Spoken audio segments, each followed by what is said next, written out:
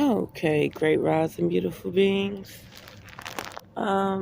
This is Revere Sky's essence. Don't ask me how. Go question somebody else. I'm just relaying a message. That's all I could do is relay the message. Okay. So, the Elohim, which I guess is plural for multiple gods, but the Elohim spoke to me last night. They would not stop talking. And they explained to me the megalithic phallus that I desire and want is a metaphor. They said, first of all, it answered one of the questions about God saying, now this all happened in my dream now. Like I literally had to get bombarded with this information all night long. Okay. They were saying, or whatever it was explaining that this is why the saying or the biblical text is, I'm in the world, but not of the world. So me, with my essence, desiring a megalithic phallus was a metaphor. It's not like completely sexual. What I did was I reached out to the dominance of this world, to the dominance of this realm.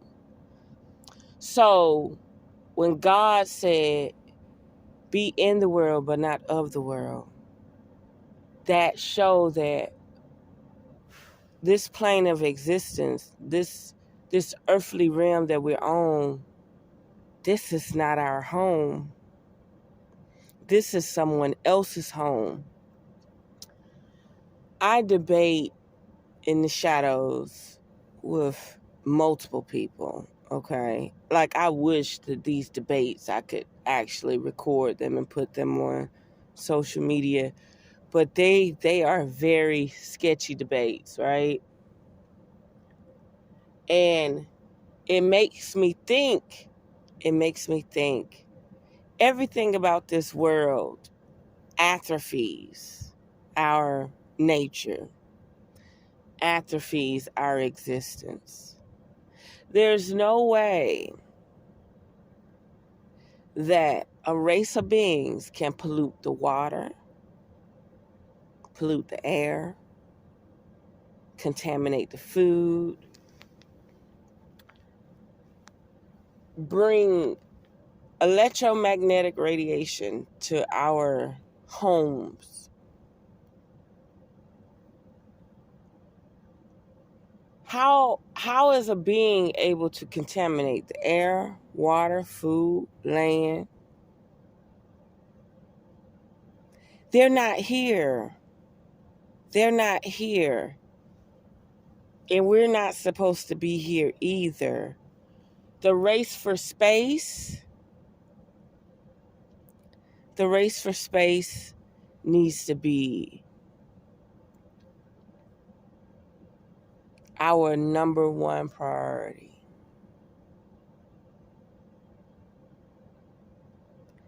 The vessels that we're using are being atrophied, from the glandular structures to the genetics. That stuff is not junk DNA for a reason. So the Elohim told me, listen, this megalithic phallus you want is a metaphor. You called out the dominance of this realm. And the dominance of this realm is not the vessels that y'all are using. And when you summon that megalithic phallus, the dominance of this realm had to show itself, had to reveal itself. So this is a warning. This is a wake-up call to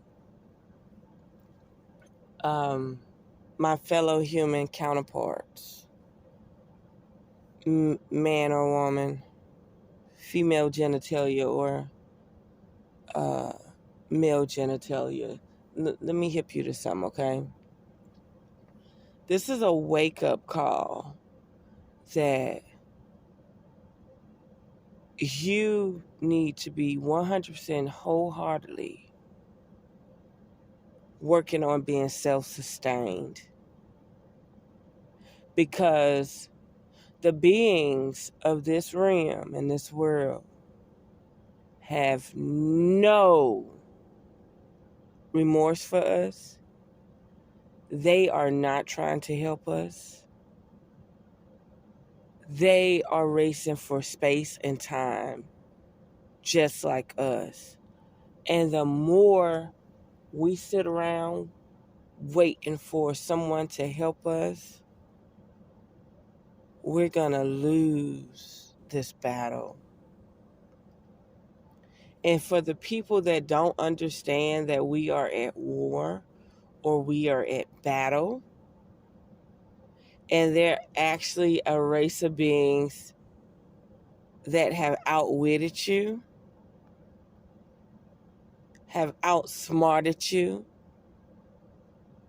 have allowed you to think that the technology that we're dealing with is the all and be all.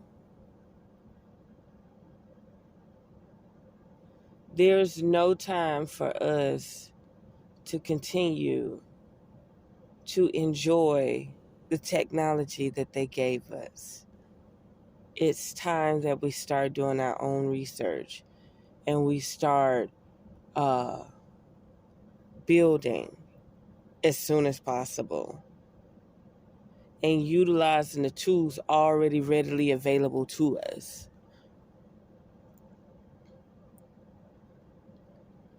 The human man is not dominant to this realm.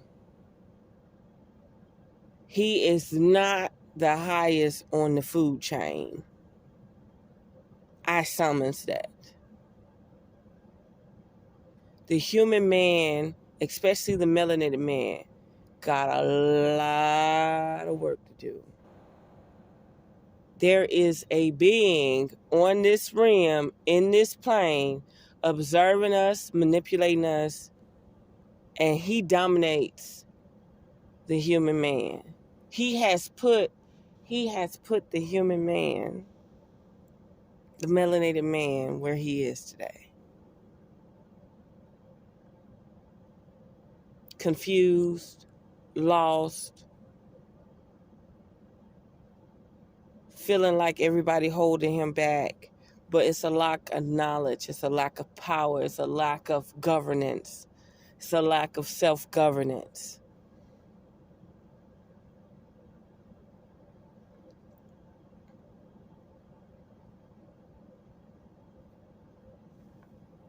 And it's a lack of knowledge. It truly is a lack of knowledge.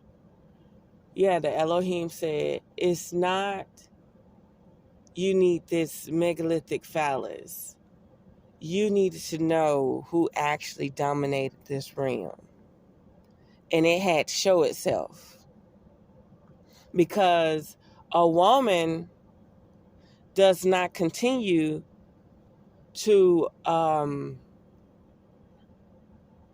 divine woman, I'm not saying other women are not divine, but a divine woman yearning for truth,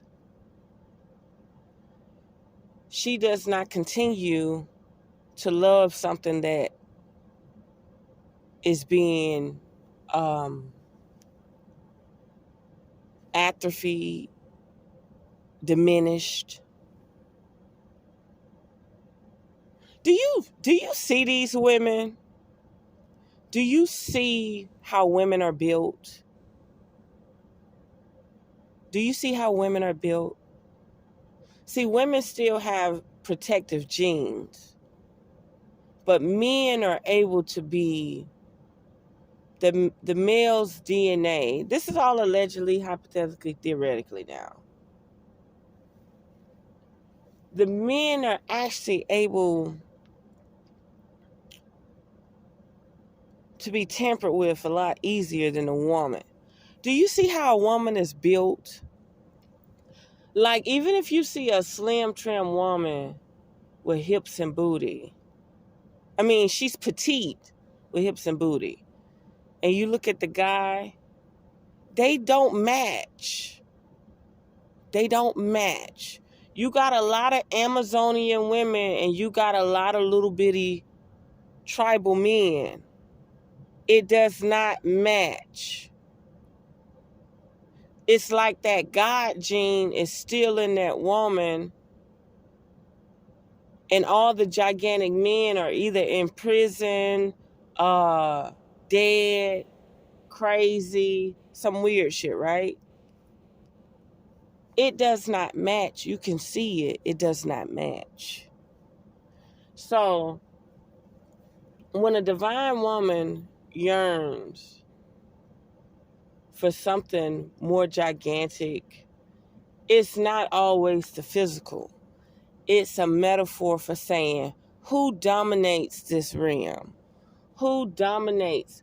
Why are the men that are presented to me in lack? Another thing about this realm, women have to get on their square. Listen, a lot of women don't age gracefully like men. When men get 50, they start glowing. And why is it that the man, the masculine man, starts to glow, starts to become well-rounded and handsome, but the woman starts to just be an old lady? Because the environment we in suits the masculine body. And 9 out of 10, that man at 50 years old is not using his phallus no more. So all his youthfulness goes to his body. 9 out of 10, that phallus is not working no more. He's not depleting himself for energy no more. And all of his well-roundedness, his beautifulness, his glow starts to open up at 45 and older, his youthfulness. Not only that, they're able to enjoy this toxic realm way better than we are. Where we're supposed to metamorph and become more and evolve as divine women, we can't. The environment is too toxic. We can do as much detoxing, cleansing, yoga, meditation. True. But if we're not able to detox the world that we live in, we're still running into a brick wall. We're still not figuring it out. First of all, we're in tune with nature. Our bodies are in tune with nature. So if they got all the water dammed up, what you think gonna happen to our bodies? If the water on the planet is not flowing at its natural rhythm and its natural course, if the water on the planet is not flowing in its natural course, what do you think gonna happen to our bodies? We're not gonna flow in our natural course, and we're not gonna get the information we need for this race. For this race for space. For this race for time. So, the megalithic phallus that I yearn is a metaphor. The Elohim spoke. And they said that I was summoning the dominant race on this planet, because I look at my fellow counterpart, melanated man, as not the dominant race. You know, Bobby Hemmett said it all the time. He said, no matter how much they brainwash the melanated man, no matter how much he mess up, no matter how much he look bad, that melanated woman will stay single and wait. She will extinct herself before she go outside of her race. And then Bobby Hemmett also said, if the melanated woman, we talk about the American melanated woman. We're not talking about going to Africa or anywhere else. We're talking about the native tribes of America. If the melanated woman cannot, I need to blow my nose because it's so cold in here. I got the air on. If the melanated woman cannot, and I mean this, cannot find a man and stay with a man, and there's a bunch of turbulence on the planet that separate the two, she'll start extincting herself. That's right. She will not go outside of her race. Not to create. The only ones that are willing to go out of the side of their race to create are the ones that don't know better. That don't know better, that were raised that everything was okay. But when you have to stay tapped in with Source and your creation, you won't go outside of your race. Not only that, Dane Calloway, when he first had that Italian movie or whatever, and it was showing Native American or indigenous Indians being captured, and the white guy said, if you capture an Indian and they're not in their proper environment, they won't procreate. They won't have babies. They actually become antisocial.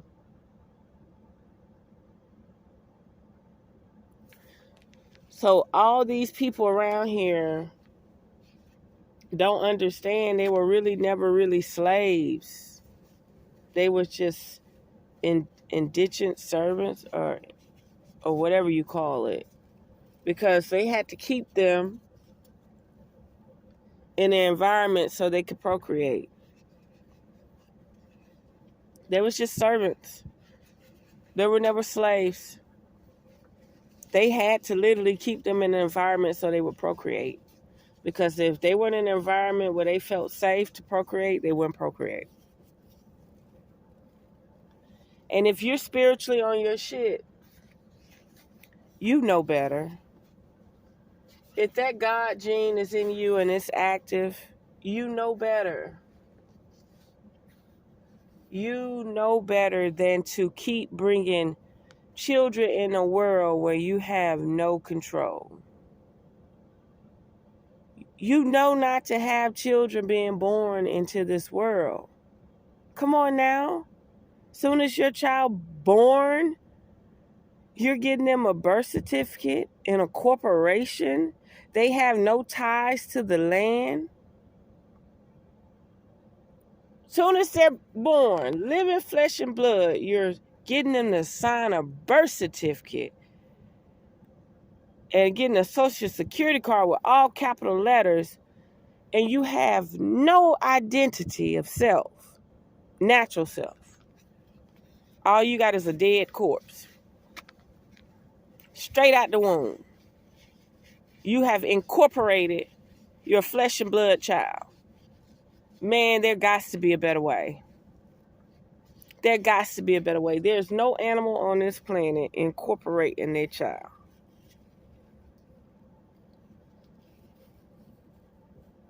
We're not the top of the food chain, y'all. There is a dominating race here. And Elohim spoke, whether it's Elohim or somebody else. They spoke last night. Like, it literally haunted me. They explain this. A divine woman know this world, and she not going to keep creating in a world where she has no say-so over her offspring, period. She'll go extinct. Anybody around here still having children, writing off taxes, hey, more power to you. More power to you. Incorporating their flesh and blood, putting them in the system to be slaves on the stock exchange. Man, y'all got another thing coming. Y'all got another thing coming. So I'm going to leave it there. The megalithic phallus is not a physical phallus. It's your gigantic avatar that yearns for more. It's your inner self that yearns for more. And it's your inner self trying to figure out who dominates this realm. And it's not my melanated counterpart that dominates this realm. 9 out of 10, whatever dominates this realm is not even human. That's right. And it had to reveal itself. And it did.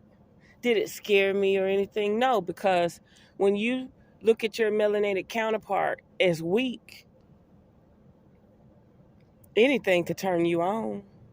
Anything can arouse you in power. That's just like women that go to church and Jesus, whether they look at Jesus as a black man or a white man or God, whatever, that Jesus or that powerful entity, remember, God over everybody, God, then my family. Remember that? There's a reason why they say God, then my family. God, then my husband, then my children. They never say my husband and children come before God, right? So when a divine woman want to know who's in charge, she'll get the answer. Whether she want to believe in the fairy tales or what they put before her, but she'll get the answer. But one thing for sure, no matter how enslaved the mind is of the melanated woman, she know for a fact something is definitely wrong with her melanated counterpart. He is not showing any dominant traits for this world or this realm. So again, like I say, there is a race for space. Utilize the tools available because this is not our realm of existence. This realm will never help us thrive, to be more, to be supernatural. So we have to raise the offspring who's willing to keep them enslaved at that, enslaved and entrapped in this system. We have to raise the offspring to be able to leave this realm, okay? So there we have it. Unearth the magic. The truth will definitely set you free.